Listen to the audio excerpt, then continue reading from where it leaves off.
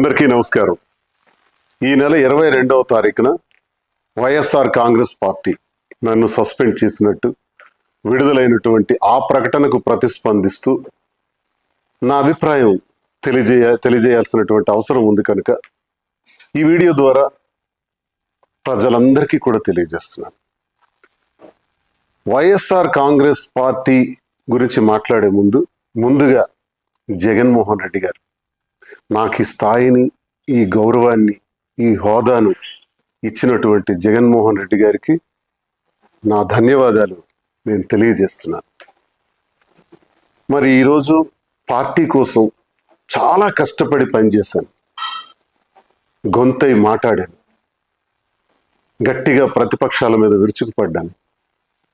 ఎంతో కష్టపడి పనిచేసినటువంటి నాకు అకారణంగా వ్యక్తిగత కారణాలు అన్నటువంటి కారణంతో నాకు సస్పెండ్ చేశారని తెలిసింది.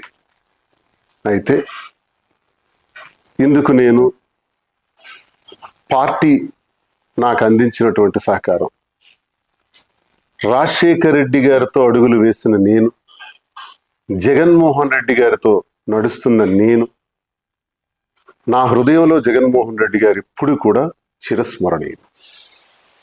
అయితే ఈ రాజకీయ క్రీడలో నేను బలయ్యానేమో అని నాకు అనిపిస్తుంది. అయితే నేటికి 25 సంవత్సరాలుగా ప్రజా జీవితంలో ఉన్నటువంటి నేను, ప్రజాసేవనే పరమావధిగా భావించిన నేను ఎప్పుడూ పార్టీకి ద్రోహం చేయలేదు, అవినీతి చేయలేదు, లంచాలు తీసుకోలేదు, అధికార దుర్వినియోగం చేయలేదు, భూ కబ్జాలు చేయలేదు. పార్టీ కోసం మాత్రమే అహర్నిశలు పనిచేశాను. ఈ జరిగినటువంటి పరిణామాన్ని నేను స్వీకరిస్తూ, సస్పెన్షన్ అంటే తాత్కాలిక విరామము. ఓకే, తాత్కాలిక విరామాన్ని ప్రకటించినప్పుడు నాకు ఒకటి గుర్తొస్తుంది. గురజాడ అప్పారావు గారు ఒక మాట చెప్పారు, విజయం కోసం విసుగుని వీడి విరామ మెరుగక పని చేయండోయ్.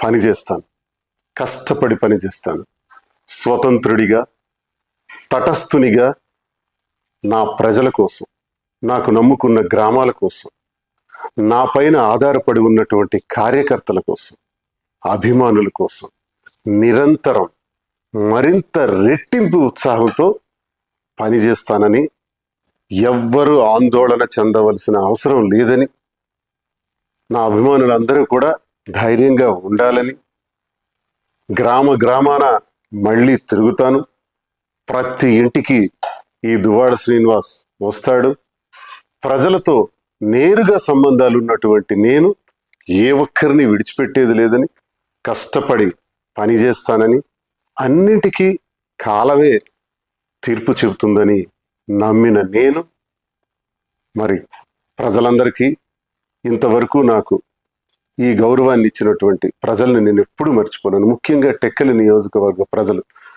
వారి పాదాలకు నా సాష్టాంగ ప్రణామాలు చేస్తూ, నా ఊపిరి ఉన్నంత వరకు మీ సేవలో నిమగ్నమై ఉంటానని, నా అవసరం ఎక్కడ ఉంటే అక్కడ నేను ప్రత్యక్షంగా ప్రతి ఒక్కరికి ఉపయోగపడేందుకు కృషి చేస్తానని తెలియజేస్తూ, మరి ఇంతవరకు అవకాశాన్ని ఇచ్చినటువంటి వైఎస్ఆర్ కాంగ్రెస్ పార్టీ అధినేత జగన్మోహన్ రెడ్డి గారికి నా హృదయపూర్వక నమస్కారం.